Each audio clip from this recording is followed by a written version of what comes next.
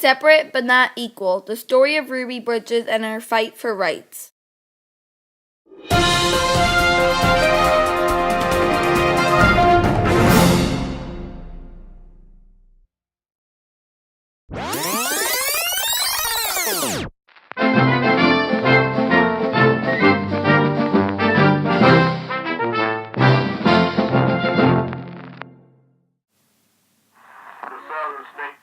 Washington, and it is my opinion that the South will be law-abiding and will comply with the decision of the court and accept it as members of our democratic society. I don't think there's any question about it in the South. People in the South are just as law-abiding as anybody else, and other decisions have come down which they said they wouldn't like, and there's never been any trouble as a result of any of these decisions. So in Mount Bayou, Mississippi, 9,000 Negroes met together with no problem at all and discussed segregation and the ending of segregation. This speech by Earl Warren was spoken after the Brown v. Board of Education case in the Supreme Court. The final decision was all schools must integrate, and separate schools for blacks and whites was unconstitutional. In early 1960s, a U.S. law said New Orleans was too slow to integrate and must integrate all schools by September. The National Association of the Advancement of Colored People was an organization that helped African Americans receive their rights. NAACP tested African American kindergartners in New Orleans. Kids who did good on the hard test were allowed to integrate in white public New Orleans schools. 5 girls passed the test. 1 girl's parents decided not to integrate. The other 3 would be going to the McDonough school. Jimmy H. Davis, Louisiana governor, supported the segregationists. He threatened to close all public schools before integrating them. Federal District Court Judge J. Skelly Wright blocked the segregationists' anti-integration laws. He said these laws were unconstitutional. The new deadline for school integration would be November 14th. On November 14th, 6-year-old Ruby Bridges was escorted by U.S. Marshals to her new school. As she walked up to her school, angry mobs screamed and threatened her.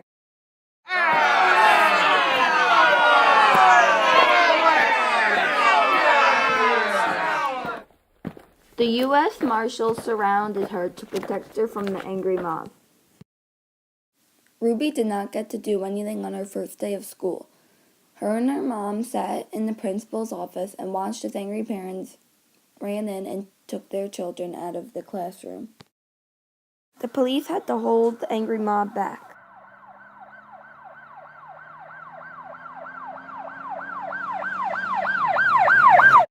One woman screamed the same threat at Ruby every day. "I'm going to poison you. I'll find a way." This threat later caused Ruby to only eat potato chips and soda. She didn't eat any cooked meals. Another woman held a coffin with a black doll in it. These type of women were known as the cheerleaders. John Steinbeck said, "No newspaper had printed the words these women shouted. It was indicated that they were indelicate. Some even said obscene. On television, the soundtrack was made to blur or had crowd noises cut in to cover. But now I heard the words, bestial and filthy and degenerate." Norman Rockwell made a painting called The Problem We All Live With. It was of Ruby and the Marshals. It shows the evils of the segregationists. Reverend Lloyd Foreman believed in integration, so he kept his daughter Pam in school. Segregationists taunted them. The Gabrielles were another brave family. Daisy and Jim kept their daughter Yolanda, a first grader, in school. Yolanda stayed in school for 3 weeks. Their family's home was attacked. Stones and rotten eggs were thrown at the house. The windows were broken. Hecklers threatened to hurt the Gabrielle children outside of the house. The Gabrielle family ended up moving to a northern state after 3 weeks. Trouble broke out across the city. Protesters threw rocks and bricks at cars. Some threw flaming bottles of gasoline. White people left burning crosses in African American neighborhoods. This originated from the Ku Klux Klan, a segregationist organization.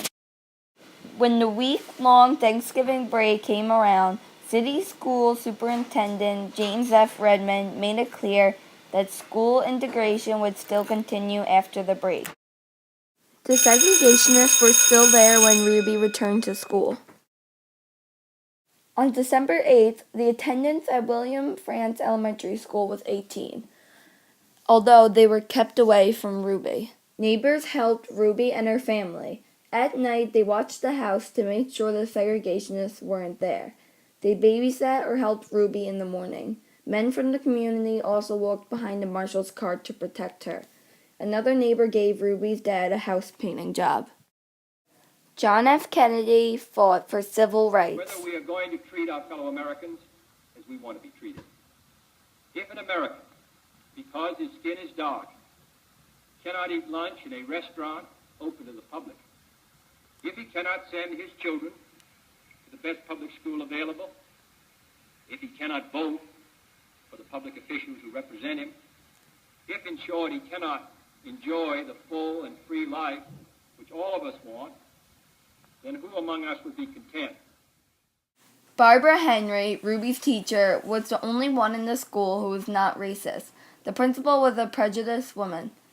When Mrs. Henry found other children who have been coming to school in the spring, she told the principal she wanted Ruby to be with the other first graders. The principal said no until Mrs. Henry threatened to call the superintendent.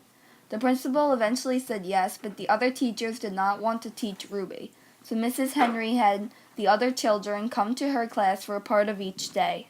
Robert Coles, a child psychiatrist, wanted to help Ruby in some way, so he told the NAACP.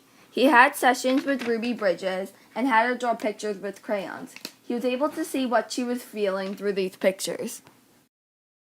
Towards the end of the year, more children came back to school.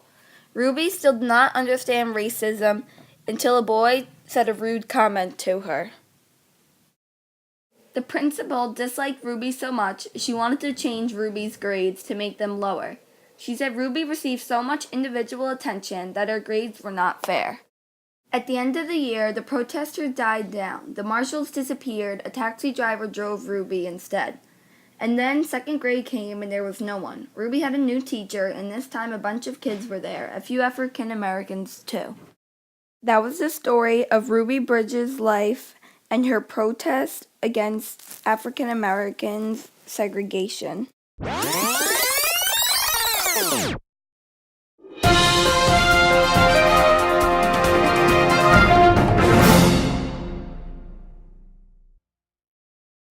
An interview with Ruby Bridges.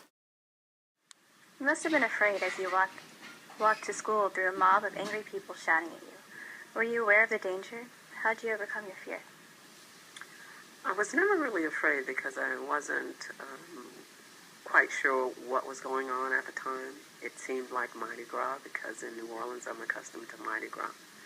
So I wasn't afraid for a very long time. How did your first grade teacher, Miss Henry, touch your life? Mrs. Henry had a huge impact on my life. Mrs. Henry became my best friend, so she wasn't just my teacher. She was my only friend in school. The mere fact that I didn't have other kids to play with, it was just her and I, and she made school fun, so she really made a huge impression. African Americans were lacking civil rights and were experiencing segregation. African Americans fought for their rights. There was a group called the National Association for the Advancement of Colored People who fought for African American civil rights and to be treated like white Americans and give African Americans a better life. The Supreme Court ruled it was unlawful to keep African Americans in separate schools.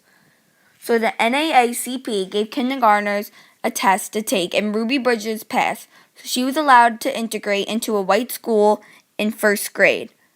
Ruby Bridges impacted African Americans' rights because she integrated into a white school in the South and showed the world that African Americans are equal to white Americans.